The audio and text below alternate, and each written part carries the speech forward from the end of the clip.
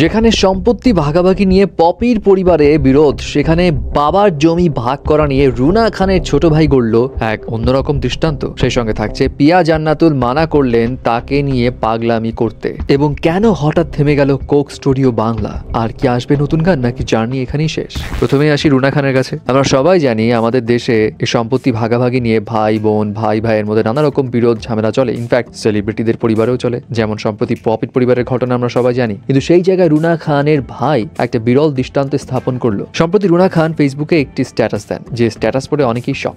সেখানে তিনি বলেন তার বাবার 25 কাঠার একটা জমি ছিল, যেই জমি তার ভাই তুহিন বিক্রি করে দেয়। কিন্তু আশ্চর্যজনকভাবে সেই সম্পত্তি বিক্রির টাকাটা একদম সমান ভাগে ভাগ করে রুনা খানকে অর্ধেক টাকা দিয়ে দেয়। এবং রুনা খান তার স্ট্যাটাসে এটাও জানান তুহিন বয়সে তার থেকে ছোট, এবং তুহিন যখন অর্ধেক টাকা দিয়ে দেওয়ার ডিসিশন নিয়েছিল তখন অনেকেই তাকে বুঝিয়েছিল আমাদের দেশের নিয়ম এমন নয়। এবং তাকে এটাও বলা হয়েছিল তোমার আয় যদি 1 টাকা হয়, তোমার বোন রুনা খানের আয় 10 টাকা, তোমার এভাবে সম্পত্তির টাকা অর্ধেক দেওয়া ঠিক হয়নি। এবং উত্তরে তার ছোট ভাই জানিয়েছিলেন রুনার আয় আমার থেকে 10 টাকা বেশি বলেই আমি তার কাছ থেকে অর্ধেক জমি নিয়েছি। এখন এই কথাটা বুঝতে হলে একটু পিছনে কাহিনীতে যেতে হবে। রুনা খান তার সেই স্ট্যাটাসে বলেন তার বাবার রিটায়ারমেন্টের পর তাদের সংসারের একমাত্র উপার্জনক্ষম ব্যক্তি ছিলেন রুনা খান নিজে। ইডেন কলেজে পড়াশোনার সময় তিনি টিউশনি করাতেন, কোচিং এ চাকরি করতেন এবং কুরিয়ার সার্ভিস চাকরি করতেন। এইভাবে তিনি নিজের খরচ চালাতেন, ভাইয়ের পড়াশোনার খরচ চালাতেন এবং সংসারেও টুকিটাকি খরচ দিতেন। এবং তুহিন তার বোনের এই যে ত্যাগ, এই যে অবদান, এটা ভুলেনি। এবং রুনা খান সেই স্ট্যাটাসে এটাও বলেন তুহিনের কথা হচ্ছে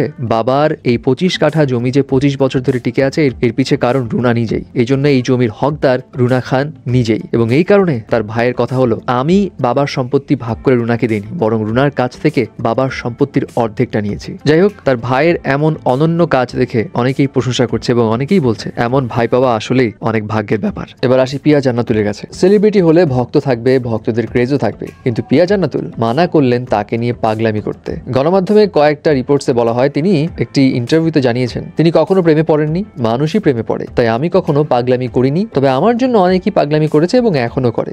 তিনি বলেন আমি প্রায় 11 বছর ধরে বিবাহিত, তারপরও এখনো প্রেমের প্রস্তাব পাই। এবং পিয়া জান্নাতুল মনে করেন পাগলামির কোনো বয়স বাঁধে না, বয়সে ছোট হোক বা বড় হোক, এমন অনেকে আছেন যারা আমাকে নিয়ে পাগলামি করেন। কিন্তু আমি বলতে চাই 11 বছর ধরে বিবাহিত একজন নারীর জন্য পাগলামি করবেন না। যাই হোক, তারপরেও কিন্তু হবে, ক্রেজ তো থাকবেই। ফাইনালি আসি কোক স্টুডিও বাংলার কাছে। কোক স্টুডিও বাংলার 3 নম্বর সিজন কিন্তু 2024-এ অ্যানাউন্সমেন্ট হয়ে যায়। 11টা গান মুক্তি পাওয়ার কথা ছিল, কিন্তু মুক্তি পায় মাত্র 3টা গান, এবং সর্বশেষ গান মুক্তি পায় মালো মা। এরপর কোক স্টুডিও বাংলা একদম যেন থেমে যায়, বাকি গান আর রিলিজও পায়নি। কিন্তু কেন, হঠাৎ কি কারণে বন্ধ হলো কোক স্টুডিও বাংলা? এর উত্তরে অর্ণব জানায় ঈদুল আজহার সময় যে কোকের বিজ্ঞাপন ছিল, যেটা নিয়ে অনেক বিতর্ক হয়েছিল এবং সারা বিশ্বজুড়ে কোককে বয়কটের যে একটা ট্রেন্ড চলেছিল, তার উপর বেস করে তারা নতুন গান আর দিতে চায়নি। এছাড়া দেশের যে সার্বিক অবস্থার পরিবর্তন ঘটে পরপর, সেটার উপর বেস করেও তারা ডিসিশন নেয় গান এখন রিলিজ না দেওয়াই ভালো। তবে কবে নাগাদ গান রিলিজ পাবে, আদৌ কোক স্টুডিও সিজন 3 কন্টিনিউ হবে কিনা, এই বিষয়ে সংশ্লিষ্টরা জানায় গান তো রেডি আছে, তবে কবে নাগাদ মুক্তি পাবে সেই বিষয়ে তারা এখনো শিওর না। এবং অর্ণব এটাও জানায় তাদের কিন্তু কনসার্টও করার কথা ছিল,